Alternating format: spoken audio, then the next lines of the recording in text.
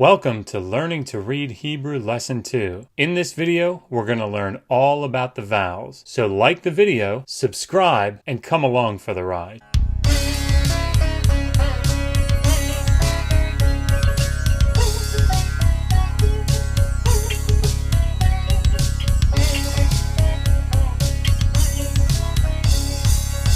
Welcome back, everyone, to Learn to Read Biblical Hebrew.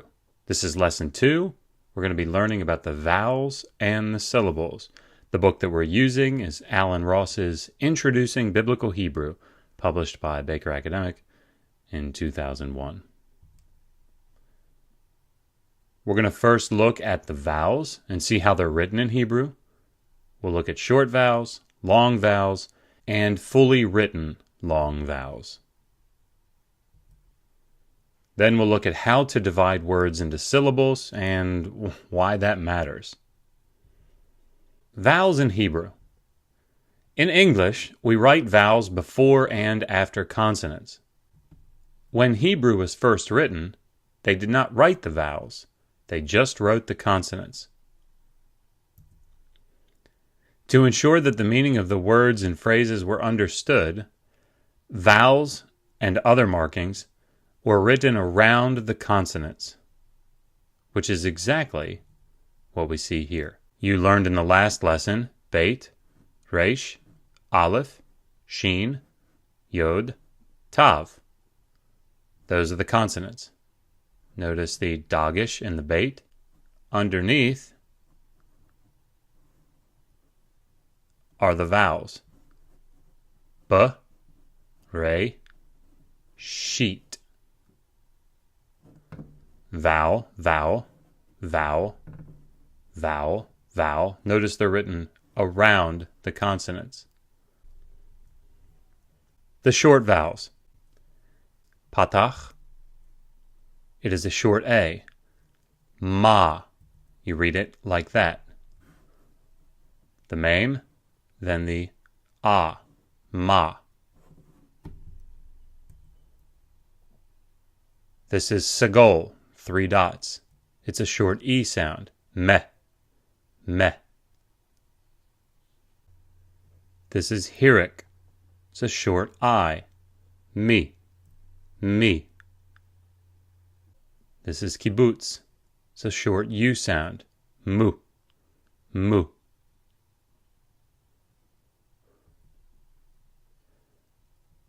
This is kametz chatuf.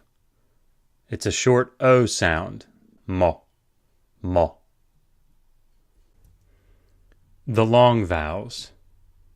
This is long A, kametz, ma, ma. Notice it is the same symbol as kametz chatuf. Most of the time when you see this symbol, it will be a long A. Ma. 2 dots is tsere. It's a long E sound, so may, may. If you see a dot above and to the left, this is a long O sound, cholam, mo, mo. Sometimes consonants will act like vowels or parts of vowels. Just like in the English word fly, the Y in fly is acting as a vowel.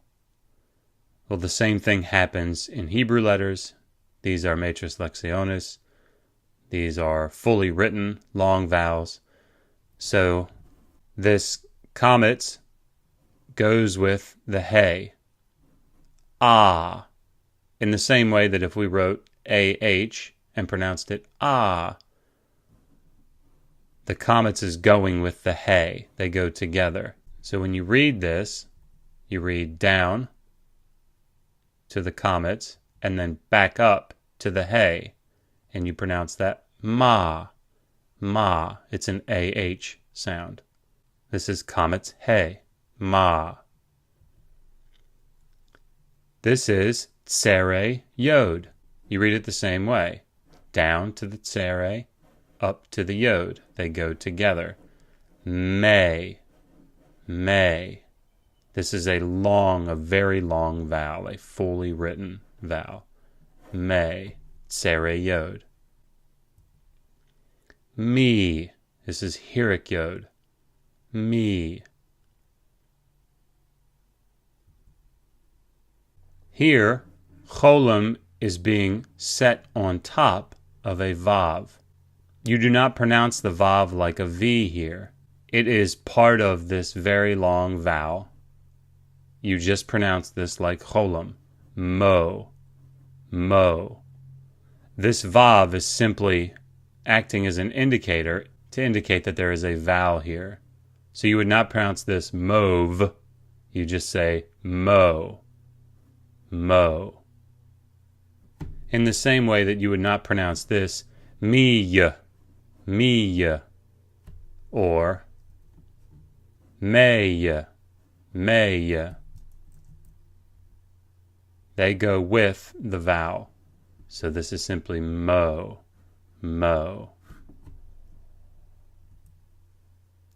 This is shorek. This is a long U sound. Mu. There is one odd vowel. We call this furtive patah. It's this patah here. It appears under the last letter, and so you would expect to pronounce this ru, cha, but you don't. This furtive patah goes with this shorek vowel in the middle. So you actually pronounce this ruach. So it comes before the chet. But because it's pronounced with the shorek, sometimes that patah will appear slightly more to the right as opposed to directly underneath of the chet. But you pronounce this ruach, not rucha. So there are rules that tell you when a vowel needs to be short or long in a particular syllable. If you can learn these two simple rules and know how to divide the syllables, you'll understand the many changes that take place in Hebrew words.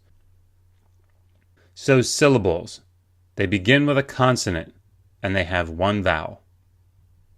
There are two types. There's an open, which begins with a consonant and ends with a vowel.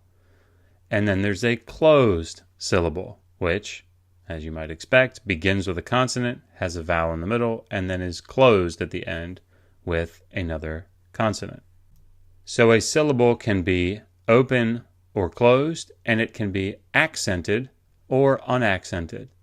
In the very cliche phrase, I put the emphasis on the wrong syllable, that's talking about accent. Where do you emphasize the word? So in emphasis, we emphasize the first syllable as opposed to emphasis or emphasis. The same is true in Hebrew. Now, most of the time, the emphasis will fall on the last syllable of the word. There are two rules when it comes to syllables and the vowels that go with them. If you have an open syllable that is unaccented, that vowel has to be long. If you have a closed, that is a consonant-vowel consonant syllable, which is unaccented, it has to be short.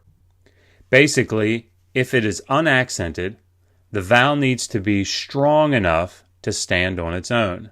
In other words, if you think of long vowels being strong and short vowels being weak, a long vowel doesn't need a final consonant to make a strong syllable.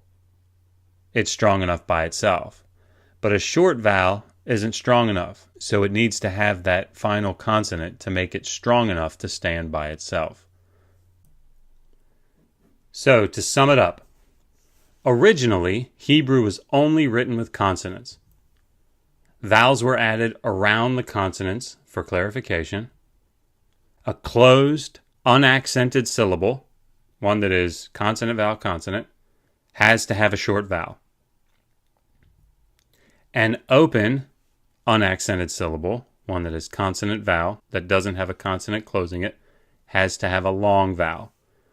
Closed, unaccented, short. Open, unaccented, long. So that's it for Lesson 2.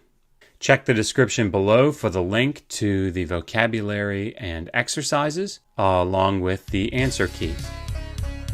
Until next time, resist poor scholarship. Always ask, how do you know that?